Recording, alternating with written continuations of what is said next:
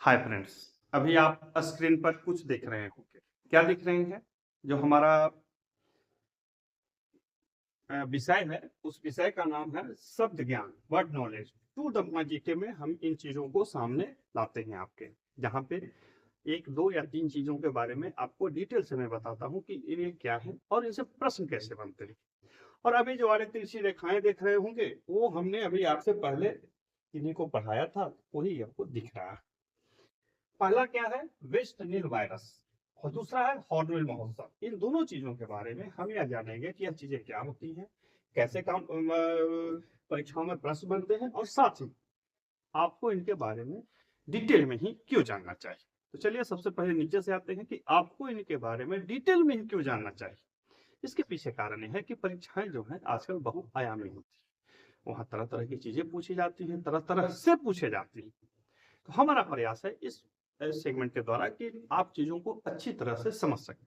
दूसरा, इनसे प्रश्न कैसे बनते हैं। तो इनसे बहुत सारे प्रश्न बनते हैं जो बीच बीच में मैं आपको बताते चलूंगा। साथ ही मैं ये बता दूं कि ब्लॉग पोस्ट पे, अपने ब्लॉग पोस्ट पे मैं इनसे संबंधित तथ्यों को रखता हूं, यानी कि पूरा लेख मिलेगा, और साथ ही इनसे प्रश्न कैसे बनते हैं वो भी आपको मिलेगा। तो कमेंट बॉक्स में या मेरे क्या बोलते हैं चैनल के डिस्क्रिप्शन में आपको दिख जाएगी, क्या है आप उसको देख सकते हैं। साथ ही आप इनके बारे में, मतलब पेशनेल वायरस और हॉर्नबिल महोत्सव के बारे में आपको भी जहां से मिले, खुद से नोट्स बनाइए। मेरे नोट्स के भरोसे मत रहिए, अपने से बनाइए, ताकि जब आप अपने से नोट्स बनाएंगे तो बहुत ज्यादा चीजों को देख, समझ और जान पाएंगे।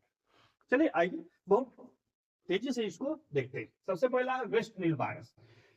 तो वेस्ट नील वायरस का नामकरण के पीछे क्या है कि WHO के अनुसार वर्ष 1937 में इसकी प्रथम पहचान हुई। पुनः 1953 में युगांडा के पश्चिमी क्षेत्र में घोड़े के प्रजाति में इसकी पहचान हुई। चूंकि ये पश्चिमी क्षेत्र में हुआ, इसलिए इसको वेस्ट नील वायरस नाम दिया गया। नील, ऐसे तो युगांडा पूर्वी क्षेत्र में आता है अफ्रीका में, लेकिन युगांडा में नील नदी के पश्चिमी क्षेत्र में, वेस्ट इलाके में इस वायरस की पहचान हुई, इसलिए इसका नाम वेस्ट नील वायरस पड़ा है। तो कंफ्यूजन नहीं होगा वेस्ट नील वायरस क्यों नाम है इसको। इसके अलावा ऐसे कुछ तथ्यों को देखिए। यह पक्षियों में पनपने वाला एक जानलेवा संक्रमण है। किसमें पनपने वाला? पक्षियों में।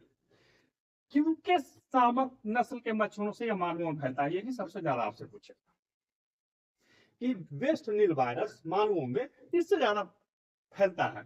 तो क्यूकिस नामक एक किस्म का मच्छर है, उसी से फैलता है। इसके साथ यह मरीज के तंत्रिका तंत्र को प्रभावित कर देता है और गर्मियों में ज्यादा फैलता है। ये डिटेल में पीसीएस वाला में ज्यादा घुसा घुसा कर पूछता है। अब इसको मैं संक्षेप में समझा लूं कि जब वायरस फैलेगा आपके शरीर में क्यूकिस नामक मच्छर से, तो सबसे पहले आपको हल्का हल्का ठंडा लगेगा, उसके बाद बुखार आएगा, सर घूमेगा, और यदि समुचित इलाज 3-4-5 दिनों में नहीं मिले तो आपकी मृत्यु भी हो सकती है। याद रखिए, यह तंत्रिका तंत्र को प्रभावित करने वाला वायरस है। तो इसके कारण पूरे शरीर में खिंचाव, बदन में ऐंठन, और साथ ही दिमाग शून्य कर देने वाली क्या बोलते हैं दर्द होती है। वेस्ट नील वायरस युगांडा में नील नदी के पश्चिमी किनारे पर पक्षियों में पनपने वाला एक जानलेवा संक्रामक वायरस है, और साथ ही क्यूलेक्स नामक मच्छरों से मानवों में फैलता है। ये हमने डिटेल आपको इसलिए जानकारी दी ताकि भूले नहीं। ठीक है, चलिए आइए। अगला है हॉर्नबिल महोत्सव। हॉर्नबिल महोत्सव 10 दिन तक चलता है। यही आपसे पूछेगा कि हॉर्नबिल महोत्सव कितने दिन तक चलता है। तो भैया 10 दिन तक। कहाँ चलता है? तो नागालैंड में। नागालैंड में आयोजित एक वार्षिक सांस्कृतिक उत्सव है। देखिए, एक ही लाइन में हमने 3-4 जीके को घुसा दिया। नागालैंड में आयोजित एक वार्षिक सांस्कृतिक उत्सव है जो 1 से 10 दिसंबर तक चलता है। अब आपसे हम सवाल पूछेंगे, हॉर्नबिल महोत्सव कितना दिन चलता है? 10 दिन। कहाँ चलता है? नागालैंड में। किस प्रकार का उत्सव है? सांस्कृतिक उत्सव है। कब से कब तक चलता है? 1 से 10 दिसंबर तक चलता है। देखिए में आके अगला, इसे त्योहारों का त्योहार भी कहा जाता है। इसे त्योहारों का त्योहार भी कहा जाता है।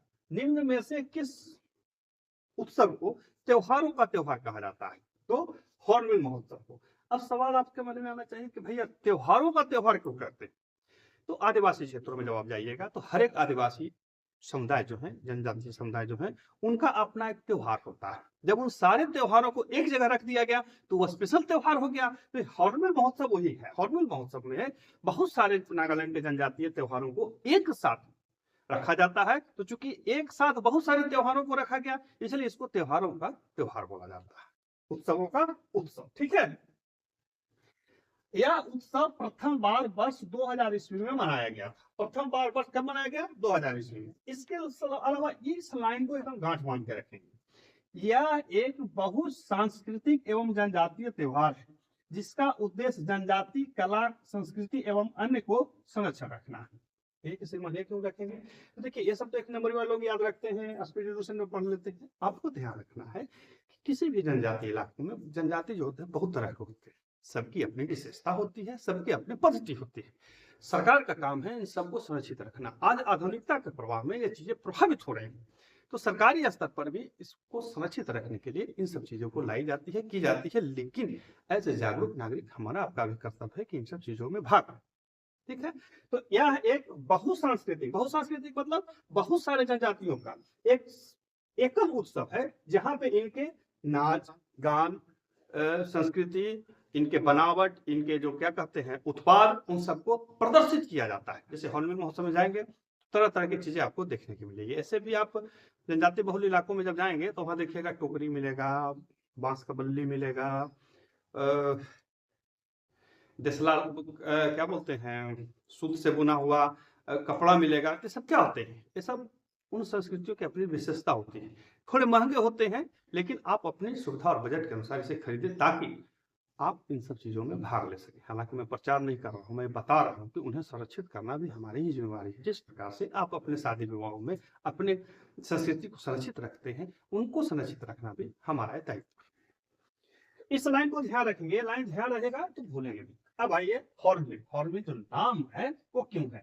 इसका नाम नागालैंड के पक्षी हॉर्नबिल के नाम पर रखा गया है। हॉर्नबिल नामक पक्षी जो है नागालैंड में पाया जाता है। अब यहीं से आपसे पूछ देगा कि हॉर्नबिल नामक पक्षी कहाँ पाया जाता है, तो आप बुला जाइएगा तो नागालैंड में। हॉर्नबिल एक पक्षी है जो नागालैंड में पाया जाता है, और उसी पक्षी के नाम पर इस महोत्सव का नाम हॉर्नबिल महोत्सव रखा गया।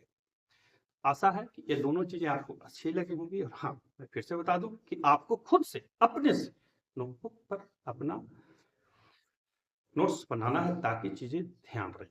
फिर मिलते हैं अगले वीडियो में, तब तक के लिए गुड बाय।